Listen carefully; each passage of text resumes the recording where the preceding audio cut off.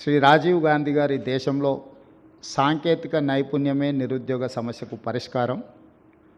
ప్రపంచంతో పోటీ పడాలంటే భారతదేశం సాంకేతిక నైపుణ్యం సంపాదించాలి అని చెప్పి దేశానికి కంప్యూటర్ని పరిచయం చేసింది.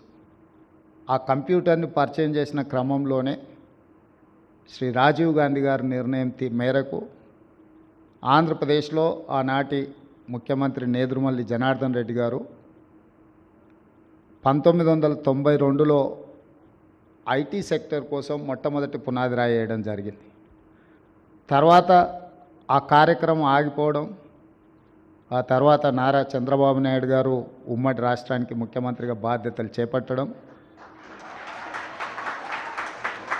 వారు ఖచ్చితంగా ఆంధ్రప్రదేశ్ యొక్క నిరుద్యోగ సమస్య, రాష్ట్రం యొక్క ఆదాయం పెంచుకోవాలి అనంటే వ్యవసాయం ఒకటే సరిపోదు, సాంకేతిక నైపుణ్య రంగంలో రాణించాలి అని చెప్పి హైటెక్ సిటీని నిర్మించడం జరిగింది.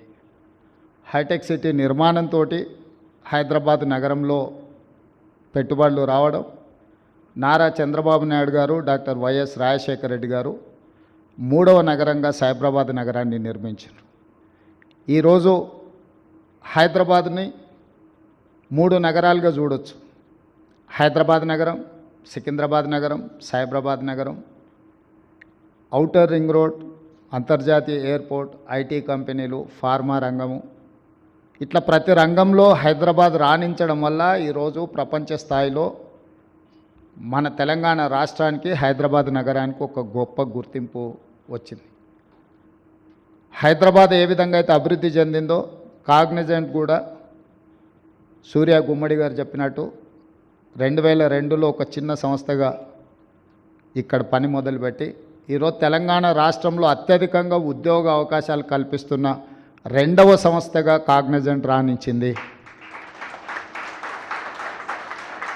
భారతదేశంలో టాటాలతో పోటీ పడగలిగిన శక్తి సామర్థ్యం, తెలంగాణ రాష్ట్రంలో టాటాలతో పోటీపడి నిరుద్యోగ సమస్యకు పరిష్కారం చూపిస్తున్న సంస్థ కాగ్నిజెంట్ సంస్థ.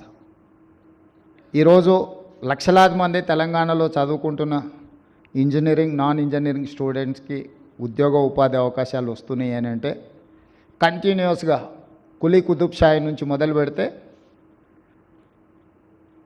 నారా చంద్రబాబు నాయుడు గారి వరకు ఎక్కడ కూడా హైదరాబాదు నగర అభివృద్ధి విషయంలో సిద్ధాంతపరంగా, రాజకీయ పరంగా విభేదాలు, భిన్న అభిప్రాయాలు ఉన్న హైదరాబాద్ నగర అభివృద్ధిలో ఎప్పుడు కూడా అది ప్రభావం చూపించలేదు. అందుకే ఈరోజు హైదరాబాద్ నగరం ఒక గొప్ప నగరంగా రాణించింది. ఆ విధానాన్ని కొనసాగించాలి. ఈరోజు తెలంగాణ రాష్ట్ర 2వ ముఖ్యమంత్రిగా, అదేవిధంగా మా మిత్రుడు IT and industries minister Sridhar Babu గారు, మేము స్పష్టంగా కాగ్నిజెంట్ ప్రతినిధులకే కాదు, ఈ దేశంలో పెట్టుబడులు పెట్టడానికి ముందుకు వస్తున్న మా యుఎస్ అండ్ సౌత్ కొరియా పర్యటనలో వచ్చిన చాలా అంతర్జాతీయ సంస్థలకు ఒక మాట చెప్పదలుచుకున్నాం. ఈ 430 సంవత్సరాలలో రాజకీయపరమైన, పరిపాలనపరమైన భిన్న అభిప్రాయాలు ఉన్న హైదరాబాద్ నగర అభివృద్ధిలో భేదాభిప్రాయాలు లేకపోవడం వల్లనే హైదరాబాద్ నగరం ప్రపంచంతో పోటీ పడుతుంది.